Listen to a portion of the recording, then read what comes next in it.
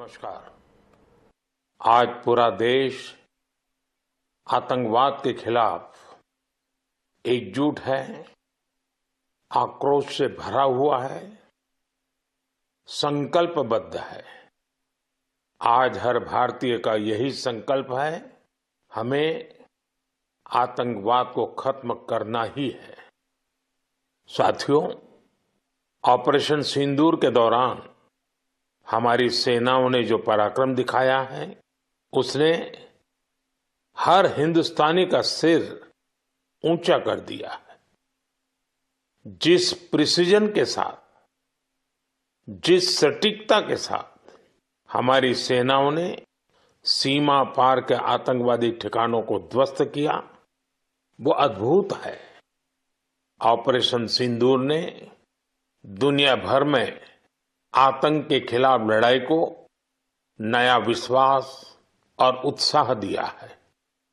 साथियों, ऑपरेशन सिंदूर सिर्फ एक सैन्य मिशन नहीं है, ये हमारे संकल्प, साहस और बदलते भारत की तस्वीर है। और इस तस्वीर ने पूरे देश को देशभक्ति के भावों से भर दिया है, तिरंगे में रंग दिया है। आपने देखा होगा, देश के कई शहरों में, गांवों में, छोटे छोटे कस्बों में तिरंगा यात्राएं निकाली गई। हजारों लोग हाथों में तिरंगा लेकर देश की सेना, उसके प्रति वंदन अभिनंदन करने निकल पड़े। कितने ही शहरों में सिविल डिफेंस वॉलंटियर बनने के लिए बड़ी संख्या में युवा एकजुट हो गए। और हमने देखा, चंडीगढ़ के वीडियो तो काफी वायरल हुए थे। सोशल मीडिया पर कविताएं लिखी जा रही थी, संकल्प गीत गाए जा रहे थे, छोटे छोटे बच्चे पेंटिंग बना रहे थे जिनमें बड़े संदेश छुपे थे। मैं भी 3 दिन पहले बीकानेर गया था। वहां बच्चों ने मुझे ऐसी ही एक पेंटिंग भेंट की थी। ऑपरेशन सिंदूर ने देश के लोगों को इतना प्रभावित किया है कि कई परिवारों ने इसे अपने जीवन का हिस्सा बना लिया है। बिहार के कटिहार में, यूपी के कुशीनगर में और भी कई शहरों में उस दौरान जन्म लेने वाले बच्चों का नाम सिंदूर रखा गया है। साथियों, हमारे जवानों ने आतंक के अड्डों को तबाह किया। यह उनका अदम्य साहस था और उसमें शामिल थी भारत में बने हथियारों, उपकरणों और टेक्नोलॉजी की ताकत। उसमें आत्मनिर्भर भारत का संकल्प भी था। हमारे इंजीनियर्स, हमारे तकनीशियन, हर किसी का पसीना इस विजय में शामिल है। इस अभियान के बाद पूरे देश में वोकल फॉर लोकल को लेकर एक नई ऊर्जा दिख रही है। कई बातें मन को छू जाती है। एक माँ बाप ने कहा, अब हम अपने बच्चों के लिए सिर्फ भारत में बने खिलौने ही लेंगे। देशभक्ति की शुरुआत बचपन से होगी। कुछ परिवारों ने शपथ ली है, हम अपनी अगली छुट्टियां देश के किसी खूबसूरत जगह में ही बिताएंगे। कई युवाओं ने वेड इन इंडिया का संकल्प लिया है, वो देश में ही शादी करेंगे। किसी ने ये भी कहा है, अब जो भी गिफ्ट देंगे वह किसी भारतीय शिल्पकार के हाथों से बना होगा। साथियों, यही तो है भारत की असली ताकत, जन मन का जुड़ाव, जन भागीदारी। मैं आप सबसे भी आग्रह करता हूं, आइए इस अवसर पर एक संकल्प लें। हम अपने जीवन में जहां भी संभव हो देश में बनी चीजों को प्राथमिकता देंगे। यह सिर्फ आर्थिक आत्मनिर्भरता की बात नहीं है, यह राष्ट्र के निर्माण में भागीदारी का भाव है। हमारा एक कदम भारत की प्रगति में बहुत बड़ा योगदान बन सकता है। साथियों, बस से कहीं आना जाना कितनी सामान्य बात है। लेकिन मैं आपको एक ऐसे गांव के बारे में बताना चाहता हूं जहां पहले इस दिन का वहां के लोग वर्षों से इंतजार कर रहे थे और जब गांव में पहली बार बस पहुंची तो लोगों ने ढोल नगाड़े बजाकर उसका स्वागत किया। बस को देखकर लोगों की खुशी का ठिकाना नहीं था। गांव में पक्की सड़क थी, लोगों को जरूरत थी, लेकिन पहले कभी यहां बस नहीं चल पाई थी। क्यों? क्योंकि ये गांव माओवादी हिंसा से प्रभावित था। यह जगह है महाराष्ट्र के गढ़चिरौली जिले में और इस गांव का नाम है काटेजरी। काटेजरी में आए इस परिवर्तन को आसपास के पूरे क्षेत्र में महसूस किया जा रहा है। अब यहां हालात तेजी से सामान्य हो रहे हैं। माओवाद के खिलाफ सामूहिक लड़ाई से अब ऐसे क्षेत्रों तक भी बुनियादी सुविधाएं पहुंचने लगी हैं। गांव के लोगों का कहना है कि बस के आने से उन लोगों का जीवन बहुत आसान हो जाएगा। साथियों, मन की बात में हम छत्तीसगढ़ में हुए बस्तर ओलंपिक और माओवाद प्रभावित क्षेत्रों में साइंस लैब पर चर्चा कर चुके हैं। यहाँ के बच्चों में साइंस का पैशन है, वो स्पोर्ट्स में भी कमाल कर रहे हैं। ऐसे प्रयासों से पता चलता है कि इन इलाकों में रहने वाले लोग कितने साहसी होते हैं। इन लोगों ने तमाम चुनौतियों के बीच अपने जीवन को बेहतर बनाने की राह चुनी है। मुझे यह जानकर भी बहुत खुशी हुई कि 10वीं और 12वीं की परीक्षाओं में दंतेवाड़ा जिले के नतीजे बहुत शानदार रहे हैं। करीब 95% रिजल्ट के साथ ये जिला 10वीं के नतीजों में टॉप पर रहा। वहीं 12वीं की परीक्षा में इस जिले ने छत्तीसगढ़ में 6ठा स्थान हासिल किया। सोचिए, जिस दंतेवाड़ा में कभी माओवाद चरम पर था, वहां आज शिक्षा का परचम लहरा रहा है। ऐसे बदलाव हम सभी को गर्व से भर देते हैं। मेरे प्यारे देशवासियों, अब मैं लायंस, शेरों से जुड़ी एक बड़ी अच्छी खबर आपको बताना चाहता हूं। पिछले केवल 5 वर्षों में गुजरात के गीर में शेरों की आबादी 674 से बढ़कर 891 हो गई है। 674 से 891। लायन सेंसस के बाद सामने आई शेरों की ये संख्या बहुत उत्साहित करने वाली है। साथियों, आप में से बहुत से लोग यह जानना चाह रहे होंगे कि आखिर ये एनिमल सेंसस होती कैसे है। ये एक्सरसाइज बहुत ही चुनौतीपूर्ण है। आपको यह जानकर हैरानी होगी कि लायन सेंसस 11 जिलों में 35,000 वर्ग किलोमीटर के दायरे में की गई थी। सेंसस के लिए टीमों ने राउंड द क्लॉक यानी 2400 घंटे इन क्षेत्रों की निगरानी की। इस पूरे अभियान में वेरिफिकेशन और क्रॉस वेरिफिकेशन दोनों किए गए।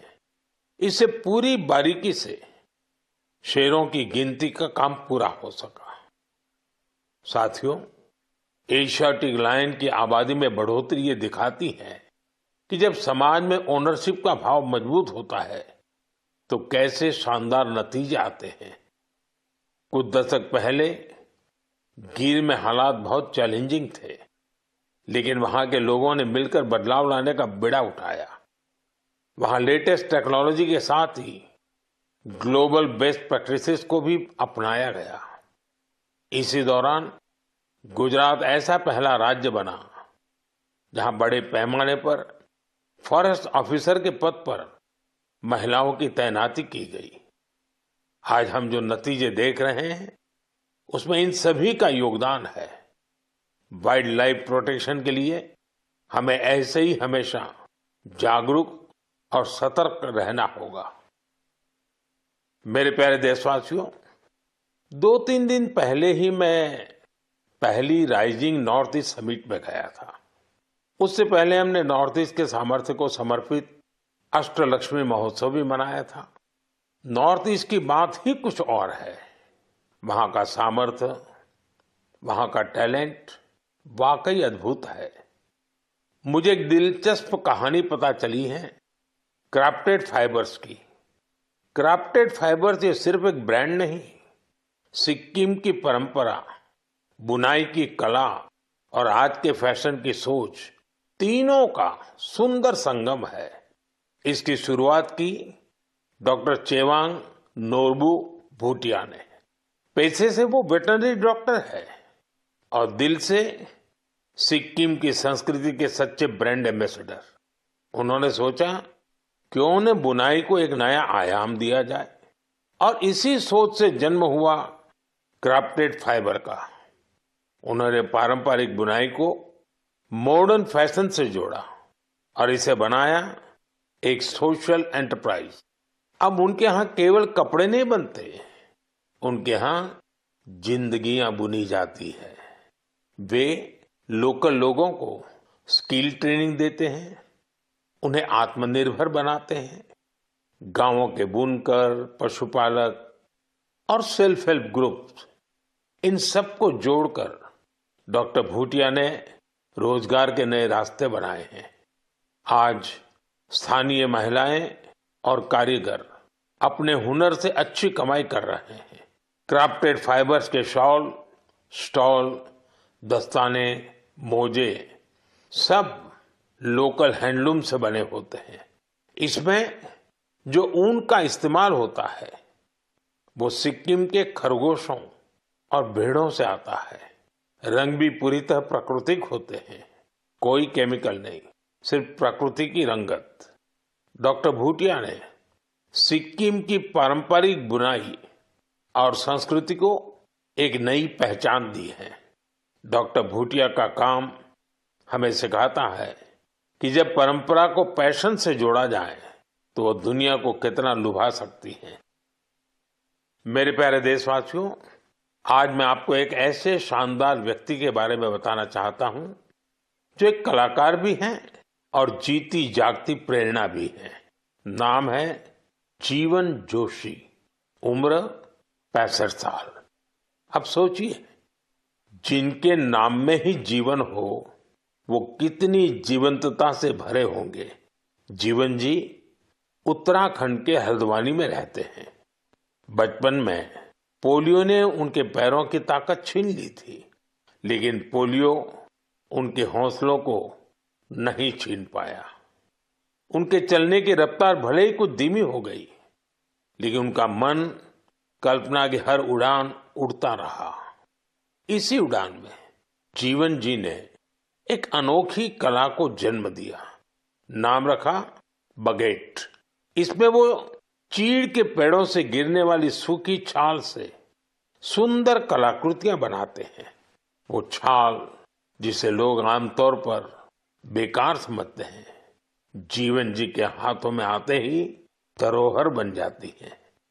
उनकी हर रचना में उत्तराखंड की मिट्टी की खुशबू होती है। कभी पहाड़ों के लोक वाद्य यंत्र, तो कभी लगता है जैसे पहाड़ों की आत्मा उस लकड़ी में समा गई हो। जीवन जी का काम सिर्फ कला नहीं, एक साधना है। उन्होंने इस कला में अपना पूरा जीवन समर्पित कर दिया है।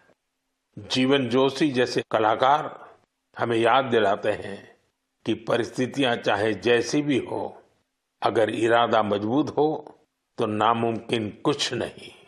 उनका नाम जीवन है और उन्होंने सच में दिखा दिया कि जीवन जीना क्या होता है। मेरे प्यारे देशवासियों, आज कई ऐसी महिलाएं हैं जो खेतों के साथ ही अब आसमान की ऊंचाइयों पर काम कर रही हैं। जी हां, आपने सही सुना। अब गांव की महिलाएं ड्रोन दीदी बनकर ड्रोन उड़ा रही हैं और उससे खेती में नई क्रांति ला रही है। साथियों, तेलंगाना के संगारेड्डी जिले में कुछ समय पहले तक जिन महिलाओं को दूसरों पर निर्भर रहना पड़ता था, आज वे ही महिलाएं ड्रोन से 50 एकड़ जमीन पर दवा के छिड़काव का काम पूरा कर रही है। सुबह 3 घंटे, शाम 2 घंटे और काम निपट गया। धूप की तपन नहीं, जहर जैसे केमिकल्स का खतरा नहीं। साथियों, गांव वालों ने भी इस परिवर्तन को दिल से स्वीकार किया है।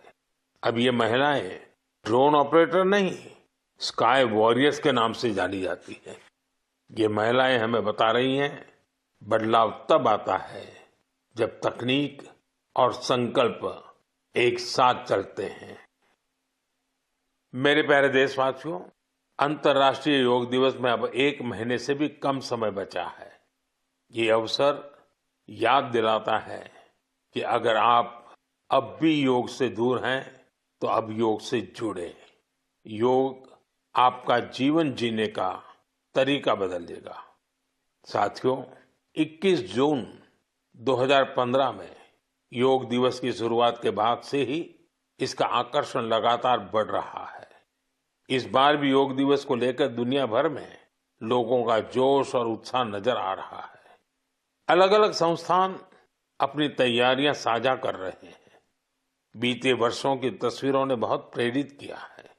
हमने देखा है, अलग अलग देशों में किसी साल लोगों ने योग चेन बनाई, योग रिंग बनाई। ऐसी बहुत ही तस्वीरें हैं जहां एक साथ 4 जनरेशन मिलकर योग कर रही हैं। बहुत से लोगों ने अपने शहर की आइकॉनिक प्लेसेस को योग के लिए चुना। आप भी इस बार कुछ इंटरेस्टिंग तरीके से योग दिवस मनाने के बारे में सोच सकते हैं। साथियों, आंध्र प्रदेश की सरकार ने योग आंध्र अभियान शुरू किया है। इसका उद्देश्य पूरे राज्य में योग संस्कृति को विकसित करना है। इस अभियान के तहत योग करने वाले 10 लाख लोगों का एक पूल बनाया जा रहा है। मुझे इस वर्ष विशाखापत्तनम में योग दिवस कार्यक्रम में शामिल होने का अवसर मिलेगा। मुझे जानकर अच्छा लगा कि इस बार भी हमारे युवा साथी देश की विरासत से जुड़ी आइकॉनिक प्लेसेस पर योग करने वाले हैं। कई युवाओं ने नए रिकॉर्ड बनाने और योग चेन का हिस्सा बनने का संकल्प लिया है। हमारे कॉरपोरेट्स भी इसमें पीछे नहीं है। कुछ संस्थानों ने ऑफिस में ही योग अभ्यास के लिए अलग स्थान तय कर दिया है। कुछ स्टार्टअप्स ने अपने ऑफिस योग अवर्स तय कर दिए हैं। ऐसे भी लोग हैं जो गांवों में जाकर योग सिखाने की तैयारी कर रहे हैं। हेल्थ और फिटनेस को लेकर लोगों की ये जागरूकता मुझे बहुत आनंद देती है। साथियों, योग दिवस के साथ साथ आयुर्वेद के क्षेत्र में भी कुछ ऐसा हुआ है जिसके बारे में जानकर आपको बहुत खुशी होगी। कल ही यानी 24 मई को WHO के डायरेक्टर जनरल और मेरे मित्र तुलसी भाई की मौजूदगी में एक MOU साइन किया गया है। इस एग्रीमेंट के साथ ही international classification of health interventions के तहत एक डेडिकेटेड ट्रेडिशनल मेडिसिन मॉड्यूल पर काम शुरू हो गया है। इस पहल से आयुष को पूरी दुनिया में वैज्ञानिक तरीके से अधिक लोगों तक पहुंचाने में मदद मिलेगी। साथियों, आपने स्कूलों में ब्लैक बोर्ड तो देखा होगा, लेकिन अब कुछ स्कूलों में शुगर बोर्ड भी लगाया जा रहा है। ब्लैक बोर्ड नहीं, शुगर बोर्ड। CBSE की इस अनोखी पहल का उद्देश्य है बच्चों को उनके शुगर इंटेक के प्रति जागरूक करना। कितनी चीनी लेनी चाहिए और कितनी चीनी खाई जा रही है, ये जानकर बच्चे खुद से ही हेल्दी विकल्प चुनने लगे हैं। ये एक अनोखा प्रयास है और इसका असर भी बड़ा पॉजिटिव होगा। बचपन से ही स्वस्थ जीवन शैली की आदतें डालने में ये काफी मददगार साबित हो सकता है। कई अभिभावकों ने इसे सराहा है और मेरा मानना है ऐसी पहल दफ्तरों, कैंटीनों और संस्थानों में भी होनी चाहिए। आखिरकार सेहत है तो सब कुछ है। फिट इंडिया ही स्ट्रांग इंडिया की नींव है। मेरे प्यारे देशवासियों, स्वच्छ भारत की बात हो और मन की बात के श्रोता पीछे रहें, ऐसा कैसे हो सकता है भला? मुझे पूरा विश्वास है कि आप सब अपने अपने स्तर पर इस अभियान को मजबूती दे रहे हैं, लेकिन आज मैं आपको एक ऐसी मिसाल के बारे में बताना चाहता हूं जहां स्वच्छता के संकल्प ने पहाड़ जैसी चुनौतियों की भी मात दे दी। आप सोचिए, कोई व्यक्ति बर्फीली पहाड़ियों पर चढ़ाई कर रहा हो, जहां सांस लेना मुश्किल हो, कदम कदम पर जान को खतरा हो, और फिर भी वो व्यक्ति वहां सफाई में जुटा हो। ऐसा ही कुछ किया है हमारी आईटीबीपी की टीमों के सदस्यों ने। ये टीम माउंट मकालू जैसे विश्व की सबसे कठिन चोटी पर चढ़ाई के लिए गई थी। पर साथियों, उन्होंने सिर्फ पर्वतारोहण नहीं किया, उन्होंने अपने लक्ष्य में एक मिशन और जोड़ा, स्वच्छता का। चोटी के पास जो कचरा पड़ा था, उन्होंने उसे हटाने का बीड़ा उठाया। आप कल्पना कीजिए, 150 किलो से ज्यादा नॉन बायोडिग्रेडेबल वेस्ट इस टीम के सदस्य अपने साथ नीचे लाए। इतनी ऊंचाई पर सफाई करना कोई आसान काम नहीं है, लेकिन यह दिखाता है कि जहां संकल्प होता है वहां रास्ते अपने आप बन जाते हैं। साथियों, इसी से जुड़ा एक और जरूरी विषय है पेपर वेस्ट और रिसाइकलिंग। हमारे घरों और दफ्तरों में हर दिन बहुत सारा पेपर वेस्ट निकलता है। शायद हम इसे सामान्य मानते हैं, लेकिन आपको जानकर हैरानी होगी, देश के लैंडफिल वेस्ट का लगभग 1/4 हिस्सा कागज से जुड़ा होता है। आज जरूरत है हर व्यक्ति इस दिशा में जरूर सोचे। मुझे जानकर अच्छा लगा कि भारत के कई स्टार्टअप्स इस सेक्टर में शानदार काम कर रहे हैं। विशाखापत्तनम, गुरुग्राम ऐसे कई शहरों में कई स्टार्टअप पेपर रिसाइकलिंग के इनोवेटिव तरीके अपना रहे हैं। कोई रिसाइकल पेपर से पैकेजिंग बोर्ड बना रहा है, कोई डिजिटल तरीकों से न्यूज़पेपर रिसाइकलिंग को आसान बना रहा है। जालना जैसे शहरों में कुछ स्टार्टअप 100% रिसाइकल मटेरियल से पैकेजिंग रोल और पेपर कोर बना रहे हैं।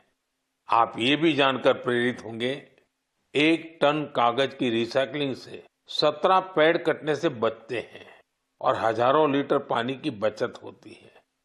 अब सोचिए, जब पर्वतारोही इतने कठिन हालत में कचरा वापस ला सकते हैं, तो हमें भी अपने घर या दफ्तर में पेपर को अलग करके रिसाइकलिंग में अपना योगदान जरूर देना चाहिए। जब देश का हर नागरिक ये सोचेगा कि देश के लिए मैं क्या बेहतर कर सकता हूं, तभी मिलकर हम बड़ा परिवर्तन ला सकते हैं। साथियों, बीते दिनों खेलो इंडिया गेम्स की बड़ी धूम रही। खेलो इंडिया के दौरान बिहार के 5 शहरों ने मेजबानी की थी। वहां अलग अलग कैटेगरी के मैच हुए थे। पूरे भारत से वहां पहुंचे एथलीट्स की संख्या 5000 से भी ज्यादा थी। इन एथलीट्स ने बिहार की स्पोर्टिंग स्पिरिट की, बिहार के लोगों से मिली आत्मीयता की बड़ी तारीफ की है। साथियों, बिहार की धरती बहुत खास है। इस आयोजन में यहां कई यूनिक चीजें हुई हैं। खेलो इंडिया यूथ गेम्स का ये पहला आयोजन था जो ओलंपिक चैनल के जरिए दुनिया भर में पहुंचा। पूरे विश्व के लोगों ने हमारे युवा खिलाड़ियों की प्रतिभा को देखा और सराहा। मैं सभी पदक विजेताओं, विशेषकर टॉप के 3 विनर्स महाराष्ट्र, हरियाणा और राजस्थान को बधाई देता हूं।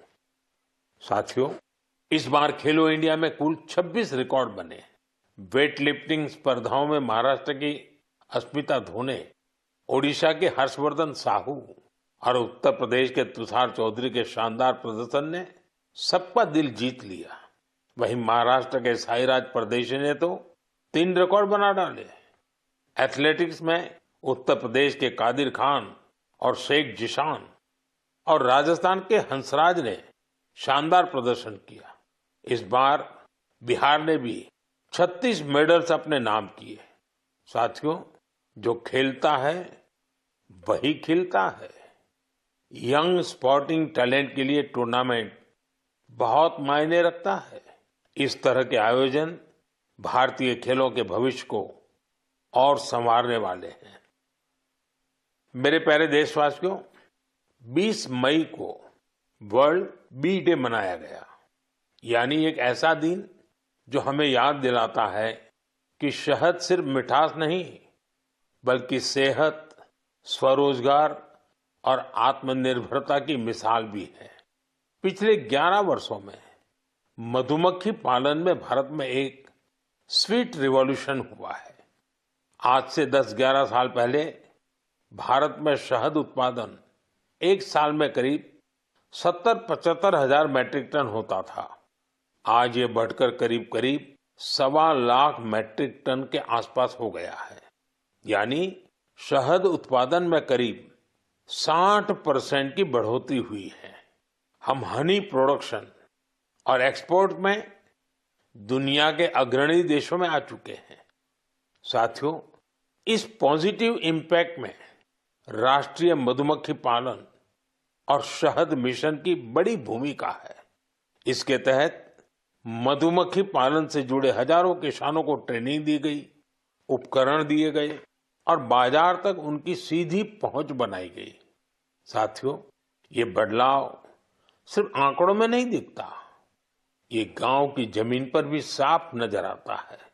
छत्तीसगढ़ के कोरिया जिले का एक उदाहरण है। यहाँ आदिवासी किसानों ने सोन हनी नाम से एक शुद्ध जैविक शहद ब्रांड बनाया है।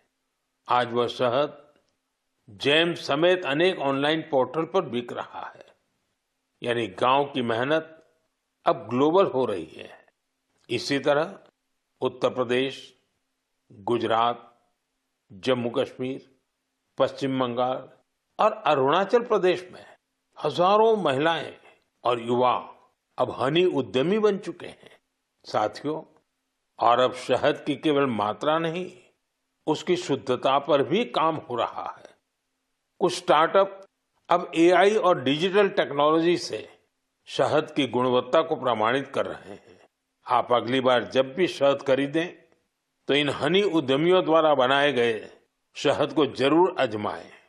कोशिश करें कि किसी लोकल किसान से, किसी महिला उद्यमी से भी शहद खरीदें, क्योंकि उस हर बूंद में स्वाद ही नहीं, भारत की मेहनत और उम्मीदें घुली होती हैं। शहद की ये मिठास आत्मनिर्भर भारत का स्वाद है। साथियों, जब हम शहद से जुड़े देशों के प्रयासों की बात कर रहे हैं, तो मैं आपको एक और पहल के बारे में बताना चाहता हूं। ये हमें याद दिलाती है कि हनी बीज की सुरक्षा सिर्फ पर्यावरण की नहीं, हमारी खेती और फ्यूचर जनरेशन की भी जिम्मेदारी है। ये उदाहरण है पुणे शहर का, जहां एक हाउसिंग सोसाइटी में मधुमक्खियों का एक छत्ता हटाया गया, शायद सुरक्षा के कारण या डर की वजह से। लेकिन इस घटना ने किसी को कुछ सोचने पर मजबूर कर दिया। अमित नाम के एक युवा ने तय किया कि बीज को हटाना नहीं, उन्हें बचाना चाहिए। उन्होंने खुद सीखा, मधुमक्खियों पर सर्च की और दूसरों को भी जोड़ना शुरू किया। धीरे धीरे उन्होंने एक टीम बनाई, जिसे उन्होंने नाम दिया बी फ्रेंड्स, यानी बी मित्र। अब ये बी फ्रेंड्स मधुमक्खियों के छत्तों को एक जगह से दूसरी जगह सुरक्षित तरीके से ट्रांसफर करते हैं, ताकि लोगों को खतरा न हो और हनी बीज भी जिंदा रहे। अमित जी के इस प्रयास का असर भी बड़ा शानदार हुआ है। हनी बीज की कॉलोनी बच रही है, हनी प्रोडक्शन बढ़ रहा है और सबसे जरूरी है, लोगों में अवेयरनेस भी बढ़ रही है।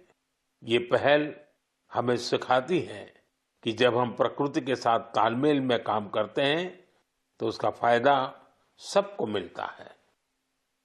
मेरे प्यारे देशवासियों, मन की बात के इस एपिसोड में इस बार इतना ही। आप इसी तरह देश के लोगों की उपलब्धियों को, समाज के लिए उनके प्रयासों को मुझे भेजते रहिए। मन की बात के अगले एपिसोड में फिर मिलेंगे। कई नए विषयों और देशवासियों की नई उपलब्धियों की चर्चा करेंगे। मुझे आपके संदेशों का इंतजार है। आप सबका बहुत बहुत धन्यवाद। नमस्कार।